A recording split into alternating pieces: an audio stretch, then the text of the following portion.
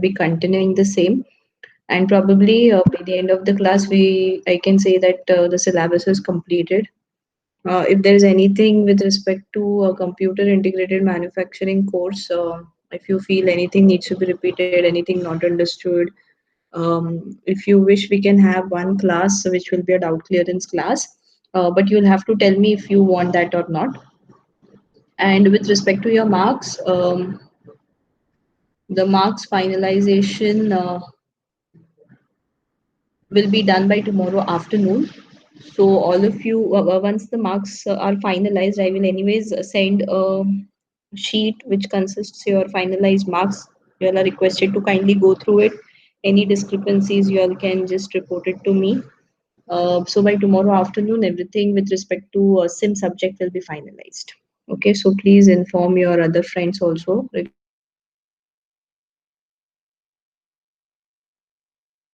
this. So is the screen visible? Am I audible clearly No, ma'am, screen is not visible. now? Yes, ma'am, it's visible. It's visible, right? Robot configuration Yes, continued. ma'am. Yes, ma'am. Okay. So in the last class, we have discussed about the different configurations of a robot. We will continue from here.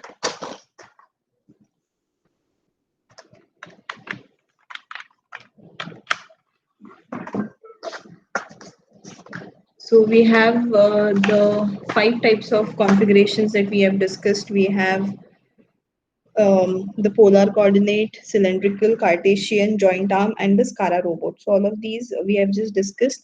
Make sure that you all are able to sketch the diagrams correctly.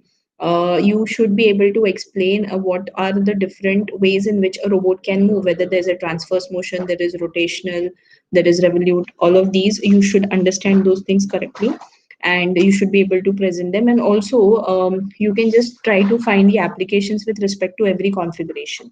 Okay, for example, if you consider this Kara robot that you see here, it is basically used for an application which is just like this. It's just in and out kind of application. So if you want to have anything, any application which requires some other kind of task, it cannot be performed with the help of this robot. So basically these insertion type of applications which are there, they are very well carried out by this Kara robot. So basically in some assemblies, if you consider some electronic instruments, okay, for example, if you have some PLC to be some circuits that have to be placed from one region to another. So with the help of all these movements, maybe you can just uh,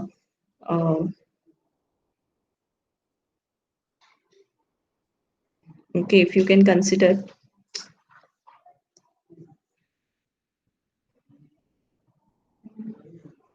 So it's as good as say something, it's placed here, and there is an assembly that has to be done at this end.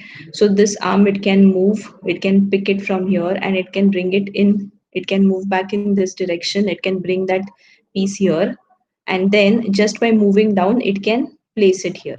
So just such insertion type of tasks can be performed by this Kara robot. Okay, so mainly just rotate, move it from left to right and up to down.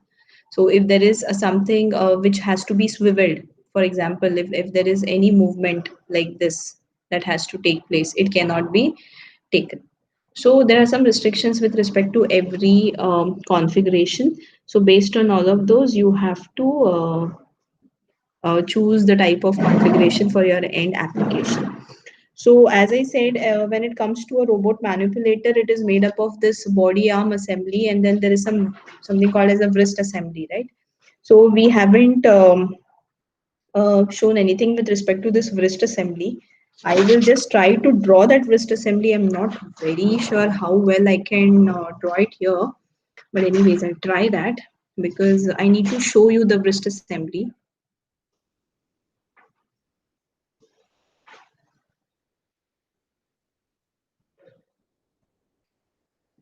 So this is it said that whenever it comes to the body arm configuration, there are three degrees of freedom that are given to the body arm configuration, and there are these 3 degrees of freedom associated with the wrist assembly.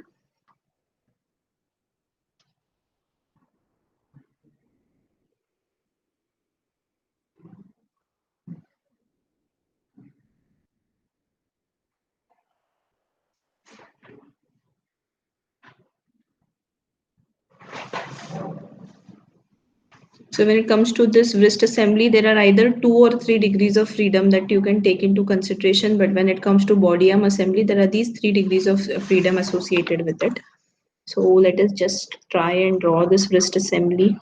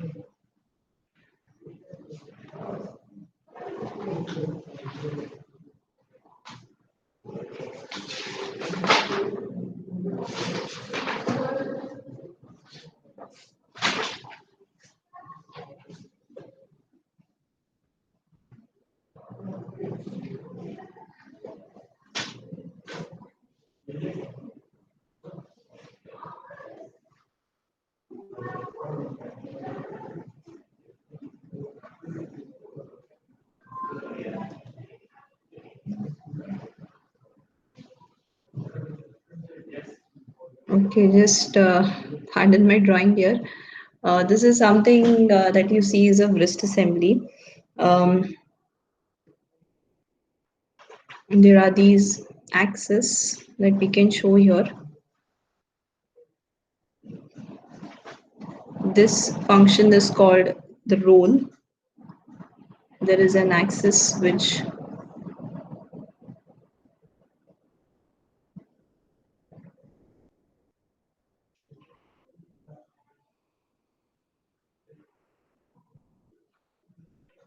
passes by this point or this joint. this movement is called as the yaw, and then there is one axis here, and the movement along this joint, it is called as the pitch. And this part basically it is attached to robot arm, and at this end here you will have some grippers. Okay, so this basically gives you the 2 or 3 degrees of freedom. We call it as the wrist assembly or the wrist configuration. So this basically will establish the orientation for the end effector. So as I said, there is this end effector which will be attached at this end, and this establishes the orientation for this end effector. Basically, a robot wrist, it usually consists of 2 or 3 degrees of freedom. And this figure that I have shown, it represents the possible configurations of 3 degrees of freedom. Okay, I'm showing one which gives all the 3 degrees of freedom. So there are these three joints that are available: roll, yaw, and the pitch. Roll, it is using a T joint to accomplish rotation about the robot arm axis. Pitch, it is one which involves up and down rotation, typically using the R type of joint. And yaw, which involves right and left rotation, also accomplished by means of a R joint. So 2 degrees of freedom wrist, typically it will only include this raw and pitch joint. It may not have this yaw. So if you can actually imagine, there is a gripper if you attach. Because of this roll, that gripper can be rotated along this axis of the wrist. With the help of this yaw, you can actually move this part left and right, and with the help of this pitch you can actually move the complete part up and down. So these are the 3 degrees of freedom. Whenever there are 2 degrees of freedom, you may not have yaw, but you'll have roll and pitch. So these are the three joints that we see in the wrist assembly.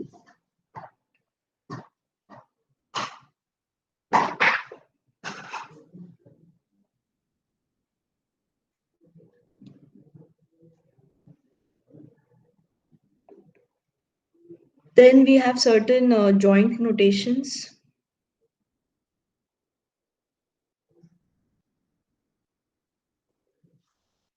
So these are nothing but letters and symbols for the 5 types of joints that we have already known. We have these different joints that we have.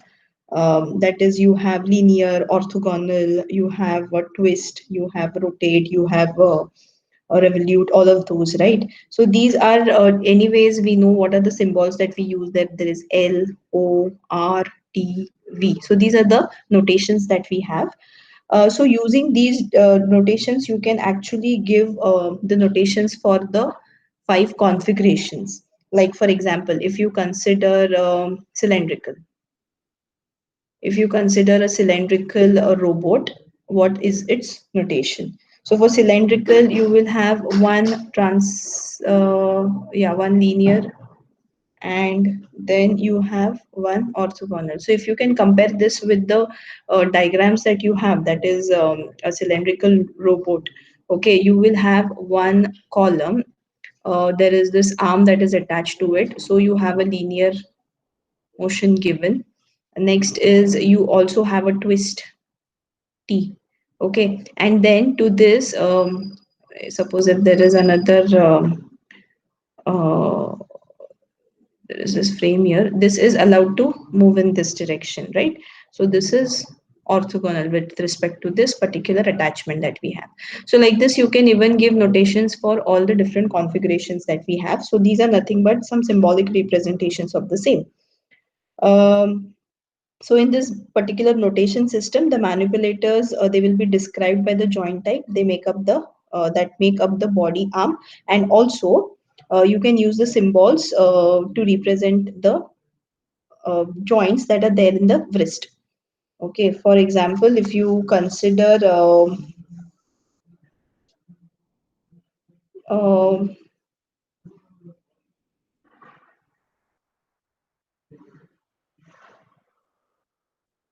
the wrist configuration that you see here, okay, you have joint notation as TRR, or if it's a 2 degrees, then it is just T and R.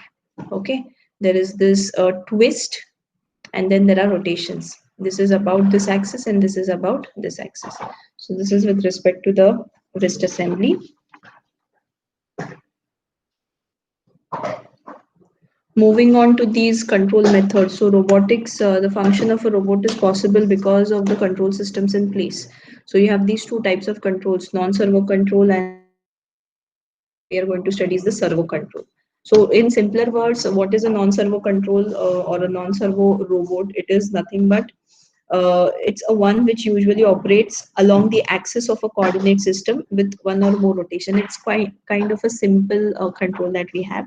Whereas when it comes to servo control robots, they have a wide range of capabilities. Okay, they can perform multiple point to point transfer, and they can also move along a controlled path. So when it comes to servo control, the path that the robot arm is going to follow or the gripper is going to follow will all be controlled. Whereas in non-servo control, it's just a point to point movement kind of a thing. And this is quite a simple hardware that is included in non-servo controls. So it's implemented by setting limits on mechanical stops for each joint and sequencing the actuation of each joint to accomplish the cycle. So endpoint robot, limited sequence robot, bang bang robot. These are some of the types of robots which have this non-control, non-servo control type of control method. So here there is no control over the motion at the intermediate points. Only end to end points are known. So if suppose if there is something that has to be picked from one place and it has to be placed at the other, and you have a robotic arm here, it is just going to pick it from here and move straight and put it down. So here basically the way in which it is going to move this path, it is not going to be controlled here. Okay, whereas in servo control, how it will be moving, that will also be controlled. So that is a major difference between servo controlled and non-servo control. So programming here, it is accomplished by setting desired sequences of moves, adjusting end stops for each axis. The sequence of moves is controlled by sequencers, which use feedback received from the end stops to index the next step in the program. So here also you'll have this open loop and a closed loop feedback system in place. For example, suppose if you have to move along a line, there is pick up from here and it has to be dropped here, there will be these stops here. Okay, so when the robot is moving, it will just move till here, and with the help of this stopper, or there's some stop sequence at this point, the robot will end stop here, it will do its work of unloading and then move back. So the control here and the hardware system that you're going to use here, it's going to be quite system. So yes, there is a feedback system in place which will tell it okay when it has to stop, and once it stops what it has to do next. All of those things will be instructed by the control systems, the open loop and the closed loop control systems in place. So these basically are low cost and easy to maintain. They're quite reliable. They're relatively high speed. Repeatability is also good. Limited flexibility. Yes, there is limited flexibility because if you have it moving in one single, say, linear motion, if you want to move it from left to right, or you want it to have a circular motion, then again the settings and everything will change. So it's not very flexible. So it is typically hydraulic or using these typical hydraulic or pneumatic drives here. So what is servo control? In servo control, you have this two types, that is point to point control and the continuous path control. Both of these are going to use your closed loop and open loop control system. So open loop control system is one which does not have a feedback, and closed loop is one which has a feedback system. So most preferred and most used is the closed loop control system. So talking about okay, closed loop control used to monitor position, velocity of joints, each joint. So closed loop control systems are important. Let us understand this point-to-point control. So only the endpoints are programmed. The path used to connect the endpoints are computed by the controller. The user can control velocity and may permit linear or piecewise linear motion. Feedback control is used during motion to ascertain that individual joints have achieved the desired location. So suppose if you want to move from one location to another location, and if you have a robot here, whether you move the part in linear direction, whether you are taking a curve to pick and place it, or whether you're taking some other path, that is not important here. So here what is important is this is the location of pick and this is the location of drop. What is important is this: how it will be placed there, it is all up to the controller, which will compute its path. Okay, there is no program that defines the path in which it has to move. Okay, for example, if you consider the NC programming, right, you have these codes. If you say G01, it means something. If you say G02, it is going to move in clockwise direction in a circular path. If you have G03, it is going in anti-clockwise direction in a circular path. Like this, you have some fixed codes and all, right? So here also you're going to have all these fixed codes and all, and there are different ways in which you can actually go for programming a robot. There is this teach pendant method, or there may be some direct programs that you give. So basically here, when it comes to point control, you do not have the path in control. You just specify the points from where it has to move to the end location. So it often uses hydraulic drives, recent trends towards servo motors. Okay, loads are up to 500 lb and large reach. Okay, it's comparatively having a better capacity. Applications: pick and place type operations, palletizing, machine loading. So it's more suitable for such applications, because when it comes to pick and place application, the example which I just drew and shown you, the way in which it is going to move the location is not very important. What is important, it has to be picked from one location and has to be placed at one location. That is important. Okay, so for such applications, you can have this point to point control. Now talking about the continuous path control. So in addition to control over the endpoints, the path taken by the end effectors can be controlled here. Okay, so how it has to move, whether it's straight, whether it's taking a curve, whether it is going in clockwise, anti-clockwise, all of these things need to be controlled here. So the path is controlled by manipulating the joints throughout the entire motion via a closed loop control. Application is spray painting, polishing, grinding, arc welding, etc. So if you're actually considering say welding application, so you want to have a joint which has to be made here. Say there should be some butt joint, and if you have a robot doing that for you, you have a robotic arm. If you do not specify the path that it has to take, there is no point in using a robot for this application of welding. So if the robot is not specifying, if you do not specify the path, the robot can move, oh sorry, it can weld in any zigzag manner, it can go from up to down, anything can go wrong here. So in such applications, same is for spray painting, maybe polishing, grinding, all of these are very important processes which are going to be like the final the surface finish kind of applications that we have here. Like you have the spray painting, polishing, grinding, and all of those. So when it comes to such delicate applications or operations, you need to be very clear about how the movement of the tool or how the movement of the end effector has to be. So here controlling the path is also very important. So if you want to have that path control, then you have to go for continuous path control type of control.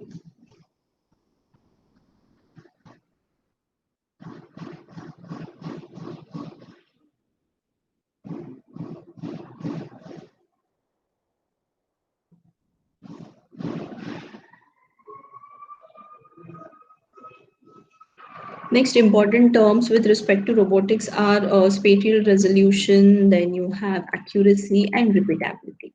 And then finally, we understand the um, end effectors. So what do we mean by this resolution? Okay, we know what is a resolution. So we have just taken this diagram to explain the same.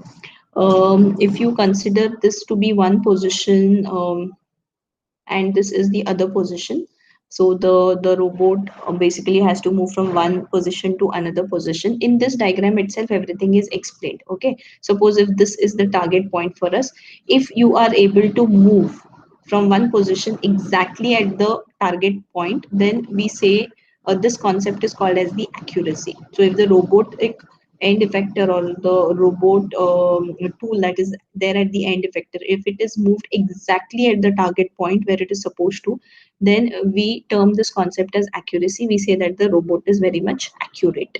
Okay. Then the resolution is how nearby you are to this target position, whether how much is the distance between where you were, where you are, and where is this target point. So when it comes to resolution, the smallest increment of motion at the wrist end that can be controlled by the robot is resolution. So it all depends upon the position control system, feedback measurements, and the mechanical accuracy.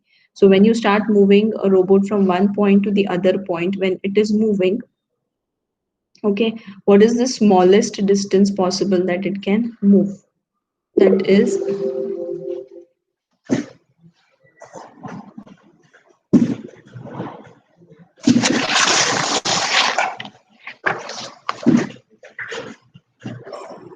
that is resolution. Next is accuracy. So if you're asked to explain these terms like accuracy, resolution, or repeatability, you can use the same diagram to explain all of this. So what do we mean by accuracy? It is the capability to position the wrist at the target point in the work volume. So how well you can actually position the end effector exactly at the target point defines the accuracy. So one half, what is it? It is one half of the distance between two adjacent resolution points. So basically, resolution of a robot, if you can see this, it is the smallest distance between two adjacent points. That is the resolution. Half of that resolution is accuracy. It is affected by mechanical inaccuracies, and manufacturers don't provide the accuracy because it's quite hard to control the accuracy. And with wear and tear, the accuracy can get affected because it's affected by the mechanical inaccuracies as well. So resolution is the smallest distance between two adjacent points, and half of that is accuracy. That is how well the robotic arm or the end effector can actually reach the target point. Then last one is the repeatability. It is the ability to position back to a point that was previously thought. So repeatability is if it starts from here, it has to reach. If it starts from here, it has to reach here. How well can it repeat itself? Okay. If it is to pick from here and place here, and if it starts placing somewhere like this, somewhere like this, okay, that means its repeatability is getting affected. So repeatability errors forms a random variable. Mechanical inaccuracies in arm or the wrist components can be the reason for the repeatability to get affected. So larger robots have less precise repeatability values, because the control here is very important when it comes to repeatability, right? Because the robotic arm is going to be completely controlled. If the control is not rigid, then there are chances that instead of stopping at one position, it can slightly move a little ahead, or it will be moved little backwards. So so for example, this is the previous position that is shown. It is moved from here and it has gone to this. This is the actual point achieved. It has to move here. But once it goes back to this particular position, it may not reach this actual point. Rather, it may repeat itself somewhere near to it. So this is repeatability. This is acceptable. But then if it is, sorry. This is the target point that it has to reach. And the actual point it has reached is this. Okay, and the next time again it moves, it is near to where it actually previously had reached. So this is repeatability, though it is not accurate because it has not reached the target point exactly, but it is, every time it is moving to a previously placed point. So that is the repeatability. So these are the three concepts with respect to robotics. You can be asked to sketch and explain robot repeatability, accuracy, and resolution. Moving to the last part of this, that is end effectors. What is end effector? It is a device that is attached to the robot's wrist to perform a specific task. So there are different types of end effectors. One of these is grippers. You can have mechanical grippers, suction cups or vacuum cups, magnetized grippers, hoops, scoops, and so on. So all of these grippers completely depend upon what you want to move. Suppose if I'm asking you to move some liquid from one place to another, I cannot give you this magnetized gripper in that case, right? Because it's a liquid. In that case, what you'll use, you can use a scoop. Okay, suppose if there is some metal, a flat metal piece that needs to be moved, can I give you a scoop to move it? No, it cannot be moved. Okay, can I give you some magnetized gripper? Yes, it can be used. Or else even a vacuum cup or a vacuum gripper in that case can be helpful. So it all depends upon what is the thing that you want to move from one end to another end, based on the material, based on its weight, based on the size of it. Okay, you are supposed to choose the different types of grippers. You also have grippers. See, this is also one type of gripper. It is like a tong. Okay, so if I'm giving some very huge bulky material to be moved, it may not be able to sustain. Okay, because it's just a tong, it has like a point contact that you can see here, just like a human thumb and the forefinger holding something. So, depending upon the weight, depending upon the surface of the material that you need to move, you can just have the different grippers chosen, or you can design your own grippers at the same time. So it's not always necessary that you pick from what is available. You always have a scope to design your own grippers also. For example, if I give you one example, suppose if I say you want to grip a hair. I give you a human hair and I ask you to grip it. Is it possible to grip it with the help of a mechanical gripper, suction cup, or magnetized grippers, or hooks or scoop? No. So in that case, you'll have to design something different.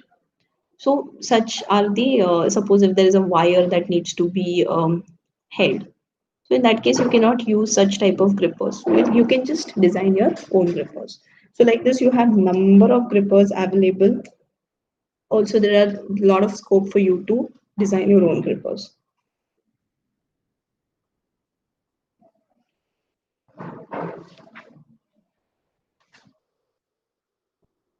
So the end effectors are not just the grippers, they can also be tools. Okay, so some applications that we just saw, there may be painting required, there may be welding required. So in all such cases, just a minute. Hello, hello,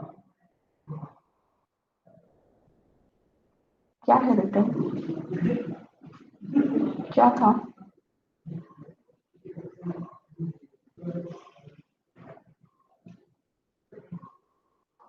मेरा class चल रहा है 15 minute तक हाँ okay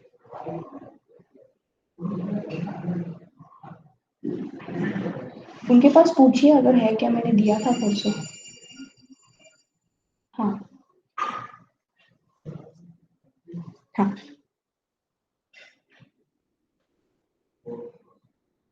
Okay, the end effectors may not always be grippers, they can be tools as well. So, because the robots are capable of performing the tasks like welding, painting, there can be spray painting, there can be these different type of operations that the uh, robots are capable of performing.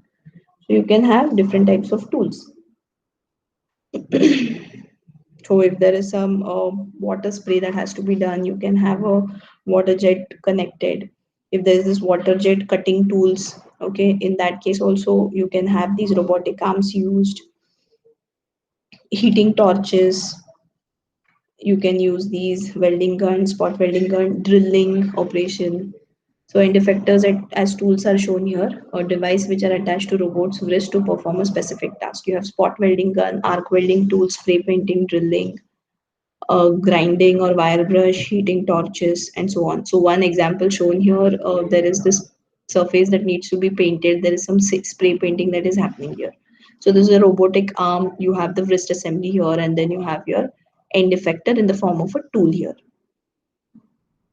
So sensors in robot, types of sensors, you have variety of sensors here because sensors are one of the major elements of a robot. So there are variety of types of sensors. So depending upon your application, you choose those type of sensors. So we are not going much in depth about understanding the sensors that we use. So this is just a brief overview of the different types of sensors.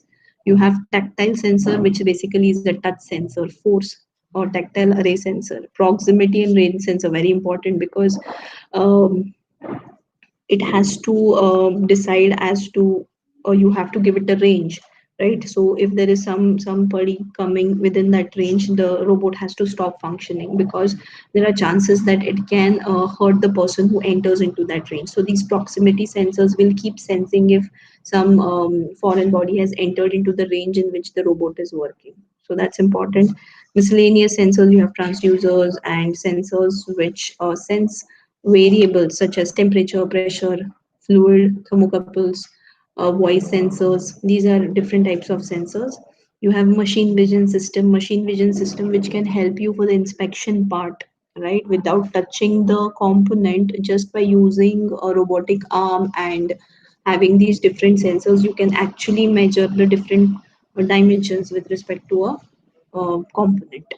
So number of different types of sensors are available and um, basically when it comes to sensors that are used in this industrial robot, there are two types: internal and external sensors. So internal sensors, they are components of the robot and they are used to control the position and velocity of the robots. So they are by default a part of the robot. And external sensors are those which are used to coordinate the operations of the robot with other equipments. So these external robots are like small devices such as limit switches. Okay, they are outside. So the different types of sensors are proximity, optical, machine vision, other sensors which are helpful in measuring current, velocity, other physical properties. So like this, you have different types of sensors. So what is the use of sensor? Why is it important? One is safety monitoring, interlock in work cell control, a part inspection of for quality control, and determining position and related information about the object. So safety is a prime importance here, because the robots are only controlled. Okay, they do not have any thinking ability as such. They have the thinking ability induced in them, but by default they are not born with the thinking ability, right? And also the part inspection. So machine vision, which I told you, the sensor like machine vision, it is helpful in inspection. Also determining positions and related information about objects by using all these different proximity sensors and all. You can determine the position where it is. You can have these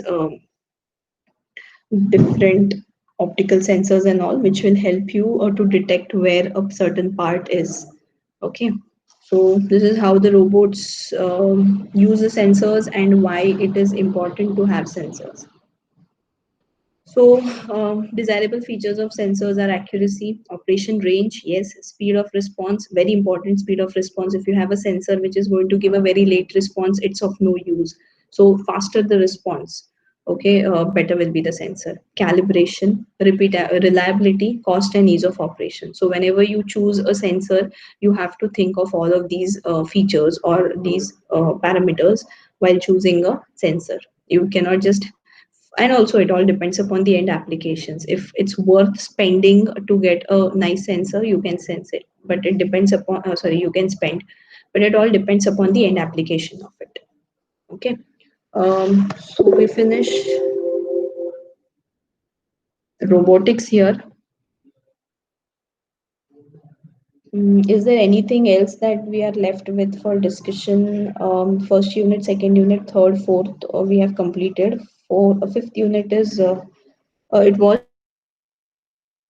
discussed, Shivani sir has informed to me. Half of the unit was discussed, and this was the other half, that is robotics, which was left over. Okay, so shall we stop here? Is there anything that you want to ask? No, Okay, fine. So we'll stop here today. okay, ma'am. Tomorrow, please check your DHI and your Google Classrooms as well for the finalized marks. Yes, And if there is any discrepancy, you will have to report by 5 p.m. today, before 5 p.m. Sorry, tomorrow, not today. Once it's finalized, I'll give you a few hours to check because the 7th is the final submission date deadline given to us. So before that, any discrepancies you'll have to report, or else the marks will get freezed.